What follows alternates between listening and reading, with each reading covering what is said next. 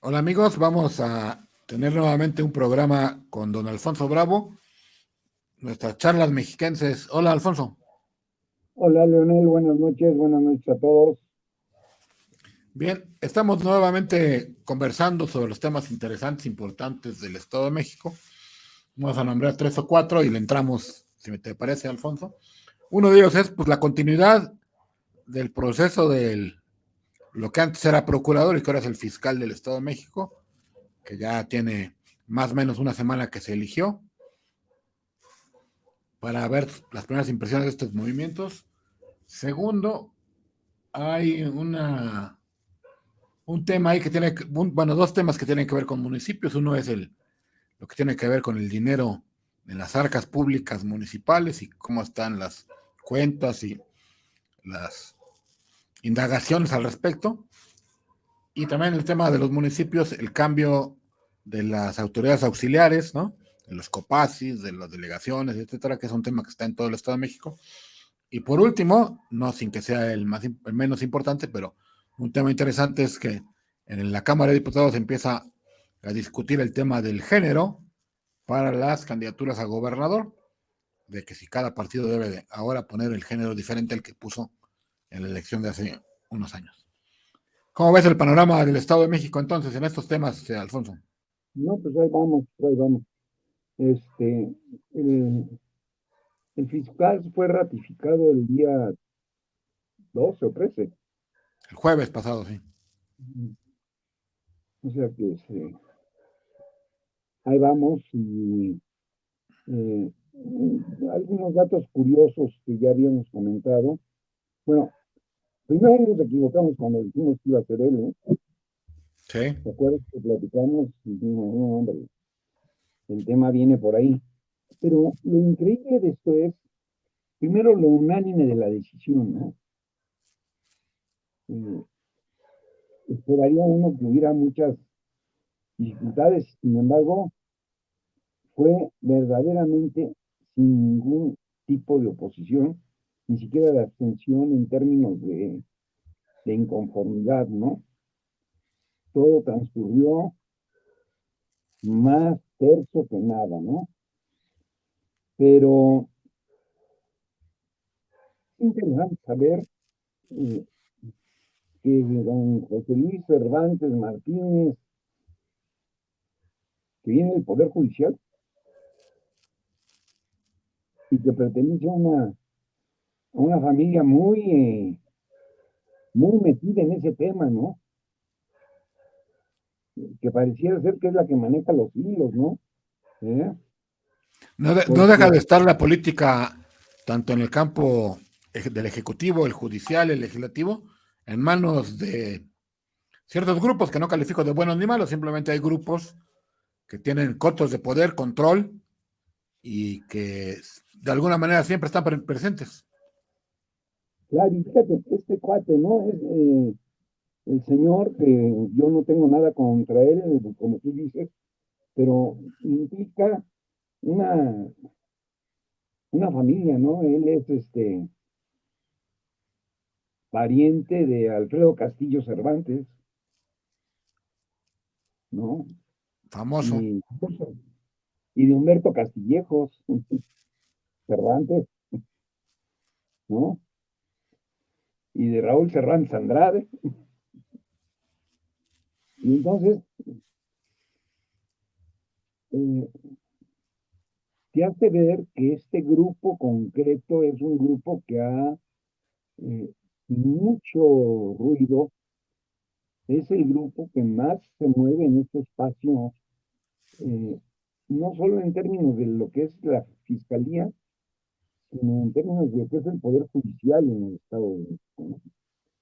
Yo diría que es un grupo eh, verdaderamente importante, que no podrías despreciar, y un grupo que tiene evidentemente no solo el tema del poder judicial, sino evidentemente una fuerza política tan grande como para poder sacar un fiscal sin ningún inconveniente. Alguien decía por ahí que la unanimidad de repente espanta, ¿no? Así es. porque siempre dice uno, es posible que en un tema con 75 personas, que por lo mismo ser 75 son 75 individuos, hayan logrado convencerse todos se convencieron de que eran de que era el mejor de los tres, ¿no? Por eso espanta esa unanimidad, porque algo seguramente hubo ahí detrás. Así es. Y sobre todo, olvídate porque eh, estamos hablando de personajes que sin cualificarlos, es decir, sin decir eh, nada bueno ni nada malo de ellos, nada simple y sencillamente estos personajes eh, son y han jugado papel en este sexenio, en el Alfredo del Mazo, en el anterior de Rubiel, eh, y han jugado en el Poder Ejecutivo Federal, ¿no? Bueno, y ahora súmale 9 años más, van a seguir jugando 9 años más hasta el 2031, imagínense ustedes. Hagan cuentas, los muchachos que tienen 25 van a tener 34 y los que tengan 70 van a tener 79, cuando este señor va a seguir siendo el fiscal. Así es. Y sobre todo van a pasar 3 gobernadores. Así es, Un caso impresionante, 3 gobernadores. así ¿No? es. Pues bueno, esta es la realidad del tema del fiscal. ¿Cómo ves el tema de los municipios que decíamos del dinero y la cuestión de la renovación de las autoridades auxiliares? Primero el tema del dinero, ¿no? Sí. Tenemos un tema de que no se ha resuelto el problema de la deuda de los municipios. Eh, no se ha resuelto cabalmente cómo se le va a dar fluidez a las gestiones municipales. Tienes el caso de Catepec, donde están reclamando recursos porque sinceramente no tienen para moverse. Y a veces no tienen para moverse en organismos tan interesantes o tan comprometidos como es el tema del organismo encargado del agua, ¿no? Que tradicionalmente son organismos con recursos. No sé si coincides conmigo, pero eso es un tema real, ¿no? Sí, siempre el organismo de agua tiene esta autonomía que le provoca tener capacidad de recaudar un poco más ágilmente, ¿no? Y a Así diferencia es, del predial, es un pago que es bimestral mínimamente, ¿no? Entonces hay más entradas más constantemente de flujo de dinero. claro, pero tradicionalmente también los órganos de agua han sido la parte financiera de los organismos de los municipios. Se les conoce Ahora, tristemente, ¿no? Muchas veces se les conoce como la caja chica. o la caja buena, la que realmente, no, pero es un tema, diría yo, interesante en la medida en que sigue demostrando que no se ha querido solucionar el problema de los recursos de los municipios. Ese es el tema al final de cuentas, ¿no? Y es un tema estatal, pero también es un tema federal. No sé si concuerdas conmigo, Claro, porque porque los municipios, perdón, seguramente no es lo que vas a decir, los municipios tienen entradas municipales, ya decíamos, predio y agua, y estatales, pero también una participación federal que llega a ser muy importante. Si no claro, es que la más entonces importante a veces. yo creo que es la más importante de todas. Incluso es más importante incluso sobre los impuestos a la Locales. propiedad que, que son los más importantes. El agua, los prediales, todos estos impuestos inmobiliarios, ¿no? Que son Claro, la principal fuente de abastecimiento de los municipios. Y aquí nos encontramos con un problema serio ¿no? En el claro. funcionar de los municipios y del Estado. Yo veo ahí una dificultad no resuelta y que no resuelve el problema simple y sencillamente con la facilidad con la que el Congreso local otorgó la capacidad de endeudarte, porque aparte de endeudarte y de endeudarte sobre, estas deudas van a veces sobre las participaciones, y aparte de esto, estas participaciones son menores, y entonces los municipios no tienen para salir del problema, ¿no? El gobierno, tanto el gobierno estatal como el gobierno federal, están metidos en un problema serio de apoyo eh, a las autoridades municipales, que al final de cuentas tienen un problema del tamaño del mundo, porque los municipios son la parte más cercana a la gente. Es en el municipio donde se generan los problemas, y es en el municipio donde la gente vive de frente la acción y el accionar de las autoridades. No sé si estás de acuerdo conmigo. Sí, En claro, y algún esto me da sentido, pie, esto que acabas de comentar me da pie al siguiente tema que habíamos hablado de los municipios, que está para este fin de semana próximo la elección de las autoridades en los que se llaman los COPACIS o consejos de participación ciudadana, los delegados, que la ley es noble con los gobiernos porque al hacerse a una distancia de 3 meses de entrada de los gobiernos, todavía no tienen el peso del desgaste político. Entonces, muy seguramente, en la gran mayoría de los municipios, las autoridades electas en las comunidades, los barrios, las colonias, serán de alguna manera cercanos al gobierno. Porque hay que decir, y este es un tema que tiene que ver, tiene una similitud con lo de la revocación del mandato, que se supone que los partidos no deben de meterse, ni los gobiernos. Pero todos sabemos que en las elecciones de las autoridades vecinales, dijéramos así, pues siempre hay consentidos del gobierno que se fue, que normalmente pierden, contra los del gobierno que entró, que normalmente ganan. así es. Eh, mm, Como bien lo señalabas tú, la ley no permite que sean los partidos los que participen en esta eh, designación, elección de estas autoridades secundarias, que son los consejos de participación ciudadana, que se dan de diferentes maneras, porque acuérdate que los municipios están constituidos de acuerdo a su propia normatividad orgánica, pero normalmente el esquema es muy sencillo, ¿no?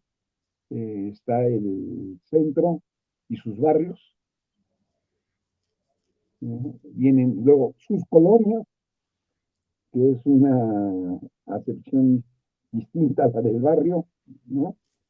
Y luego vienen estas delegaciones que quedan en los municipios que tienen así, pero que es la mayor parte del estado, los delegados en las zonas rurales del estado, del municipio mismo, ¿no?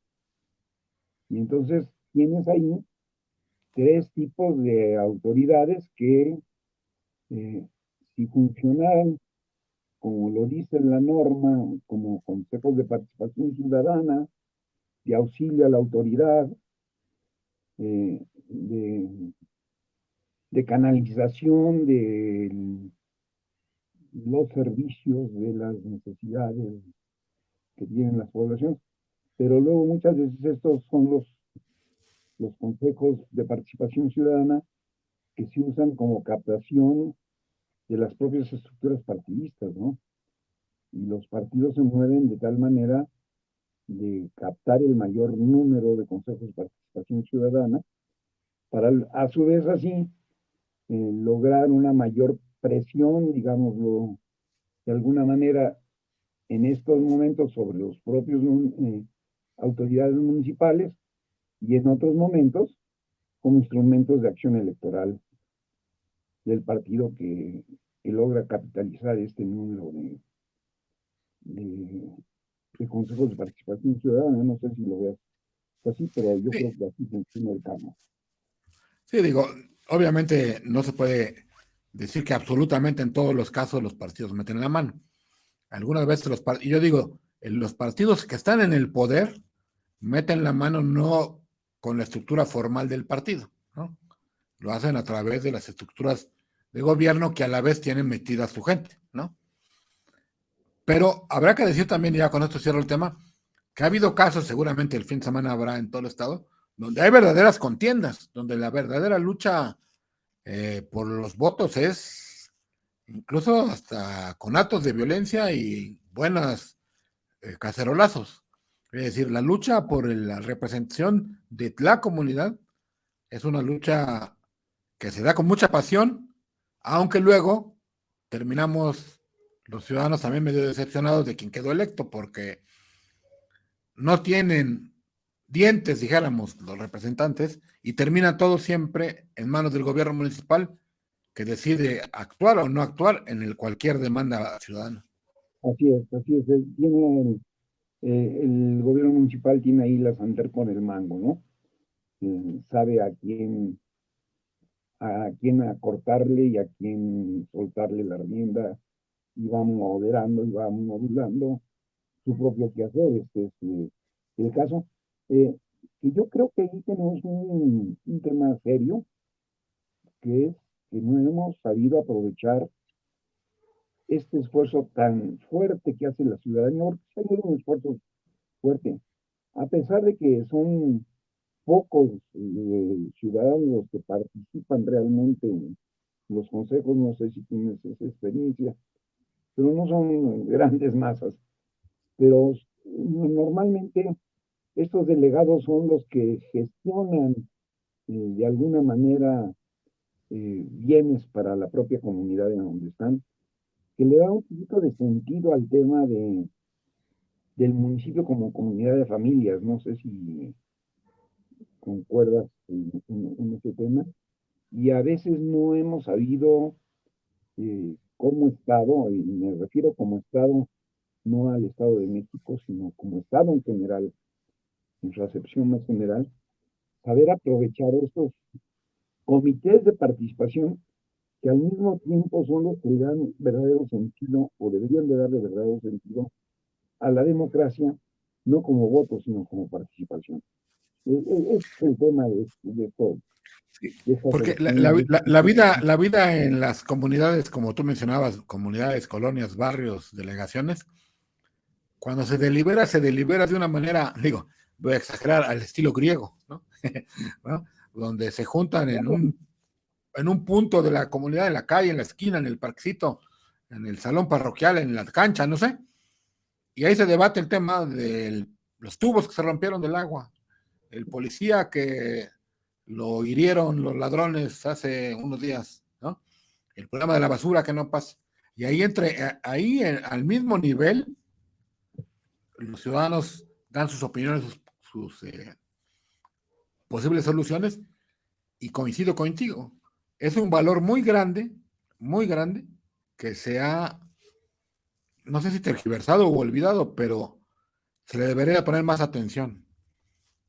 Vamos a Porque, llamarle, perdón, vamos a llamarle que no transversado, sino simplemente olvidado, simplemente minusvalorado, si se puede usar esa palabra, ¿no? así es.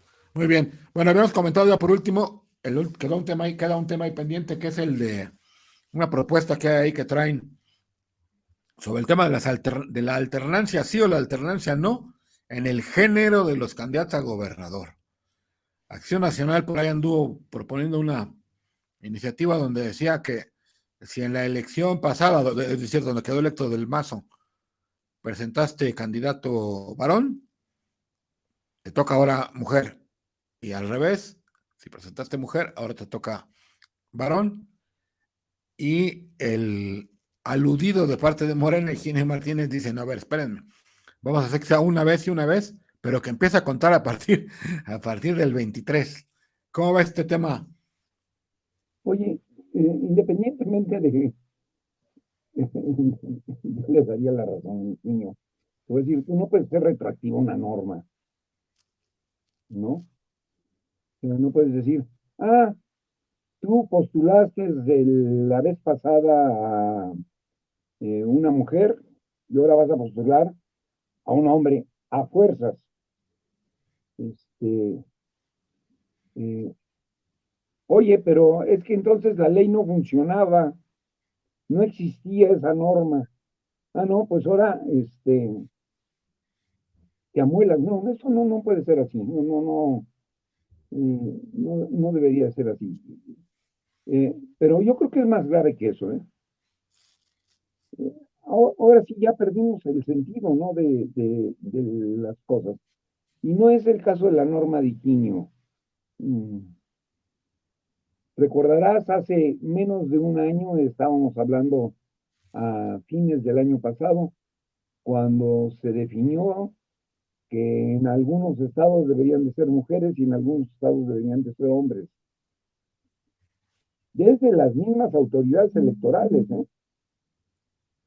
Es que eso que dices es clave.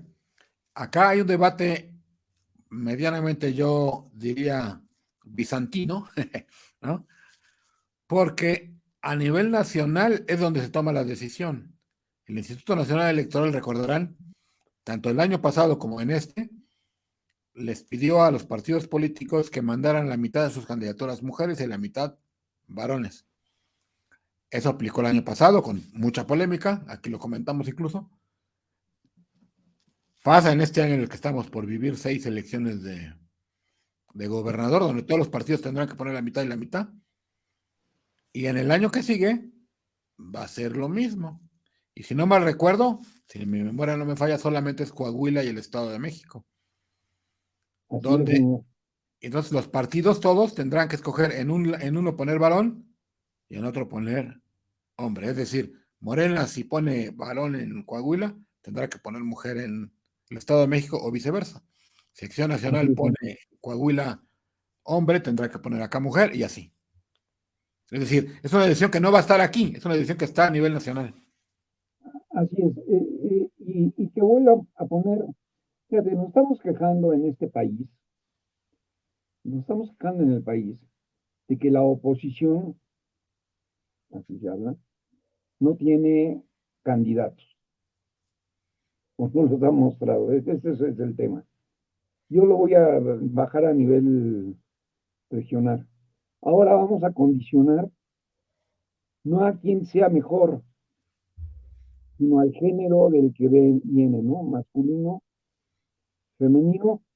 Y el problema es que las femeninas tienen un problema grave, porque hay unos transas que luego se declaran eh, con el género, que curiosamente no se declaran género masculino, ¿eh? Bueno, es que aquí podría pasar lo que comentamos cuando se aprobó en el Estado de México aquella ley, no recuerdo exactamente el nombre, pero que implicaba el registro civil, donde Leonel Funes podía ir mañana al registro civil y decir, pues ya no quiero que aparezca ahí masculino, ya quiero que me ponga femenino. Si mi partido Así es, define, si mi partido define que le va a tocar mujer y yo quiero competir, pues nada más voy al Estado de México muy fácilmente a mi registro civil, le digo que me cambien de género y ya gané. O al revés, una dama que quiera convertirse en hombre. así es la ley de identidad. Y te pone un problema en serio, ¿no? Este, Simple y sencillamente, tú eres el que defines, ¿sí? Ya no lo da la naturaleza, ya no lo da la biología, ¿sí? Lo da tu capricho personal, perdóname que lo diga con esas palabras, el que tú decidas si eres hombre o mujer y el momento en que lo quieras hacer, ¿no? Sí, Porque aparte, la ley no tiene normatividad, es decir, no dice, oye, tú ya elegiste ser mujer hoy y ya te cierres esto. La ley lo deja tan abierto como el día de mañana te puedes arrepentir y decir, no, no, pues ya no quiero ser mujer, quiero ser ahora de nuevo hombre. No, o ya quiero pasar a la mitad del agua, ¿no? El, es, el- el tema es delicado, y una sociedad que ha perdido la claridad, y yo lo digo no en el caso solo del Estado de México, sino en muchos otros ejemplos que podríamos ver en la sociedad, pero entonces ya no estamos hablando de la capacidad de las personas, ya no estamos hablando de la misma dignidad que tienen las personas, sino Del en capricho y una, la conveniencia. el capricho de la conveniencia, y para el tema político completamente, concretamente estamos hablando de a ver quién se ajusta mejor, no a sus condiciones, no a las condiciones de la ciudadanía, no a las necesidades del Estado, sino quién se ajusta mejor, ¿sí?, a una preferencia de género. Ese es Bueno, el tema. estaremos viendo si los candidatos de Texcoco que andan por ahí circulando de Morena, o los del Valle de México, del PAN y del PRI, o los de Toluca, alguno de ellos o de ellas da el paso y se cambia de sexo con tal de ganar una No sé, candidatura. Esperemos que no lo hagan, pero si lo hacen, pues dirán los abogados, están en su derecho. así es. Muy bien. Pues hasta aquí dejamos esta charla mexiquense. Muchas gracias, Alfonso. Órale, buenas noches a todos. Gracias.